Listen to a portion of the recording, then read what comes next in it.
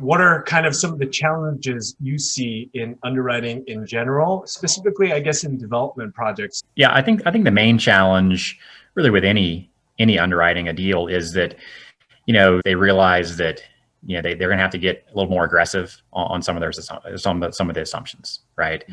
They can't be too conservative because the numbers aren't going to make sense. They're not going to be able to go out and raise capital, based on those numbers. So, there are a lot of levers that you can pull to, tweak the aggressiveness of the models, and and that's one of the things we help them with, right? We kind of guide them through, hey, okay, here's your base case, right? Your base case, you probably need to do something different here.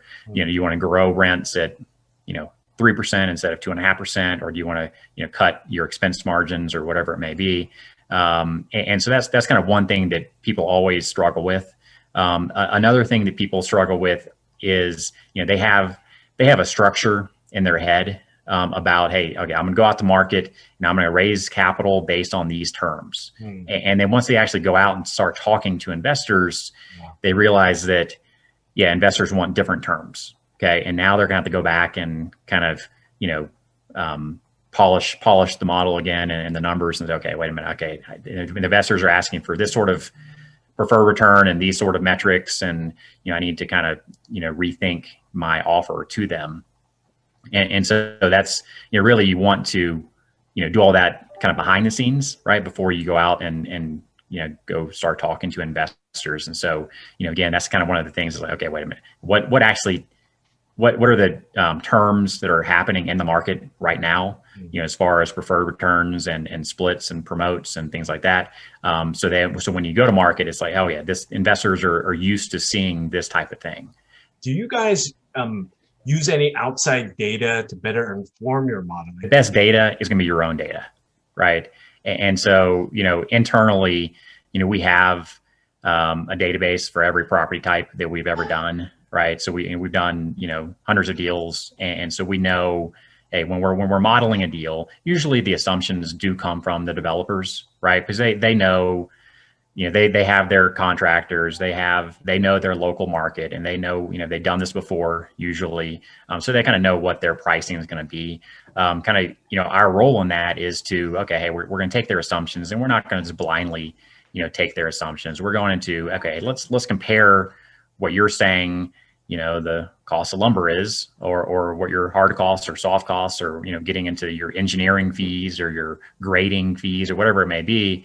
We're going to compare that, line item by line item to all the other deals we've done that are similar to the current project, right? And then if there's something that's, awry, then obviously we're going to bring it up to the client and say, hey, you're assuming this. Most of our clients, granted, they may be in different cities and states and, maybe, different projects, but, they use this other assumption, right? You're kind of out of the fairway a little bit on those assumptions. And so that, that adds a lot of value, right? Oh, but ultimately, it is the developer's assumptions, right? They it's whatever they're comfortable with and whatever they think they can get. Maybe they got a bit, good deal from some relationship or something. But that's that. As far as like market data, we use CoStar on, especially for multifamily and for office, rent comps and sale comps.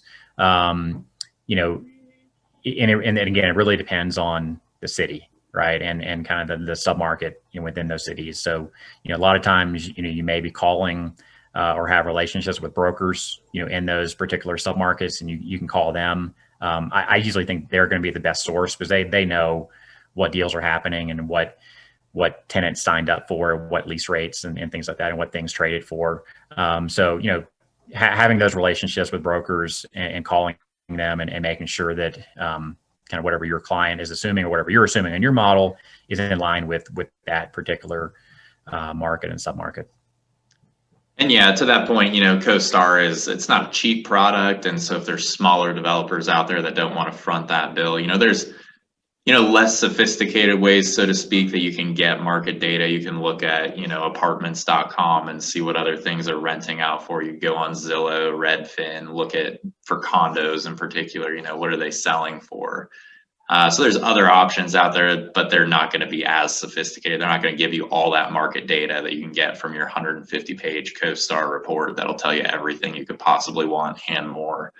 As far as your other question, kind of surrounding technology and prefab and that sort of thing, we've actually consulted a guy down in Austin that built a prefab apartment complex, and they were able to sell out of it, and I think they sold it out even before construction was complete. It was a hugely successful project, one of the first ones I think here in all of Texas.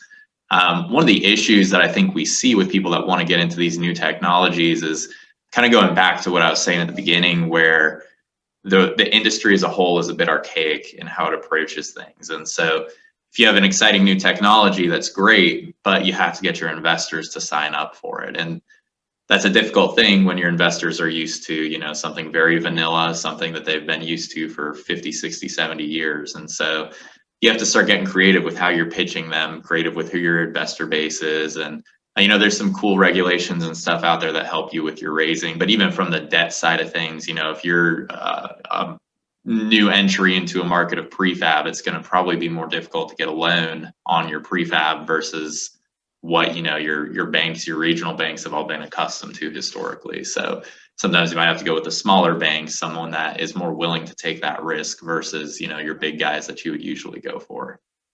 What we're seeing is a joint venture surge here locally, if that makes sense. So these family offices, multi-generational, multi-office. For you guys, what are some of the nuances that you've seen in that kind of joint venture financial modeling wise?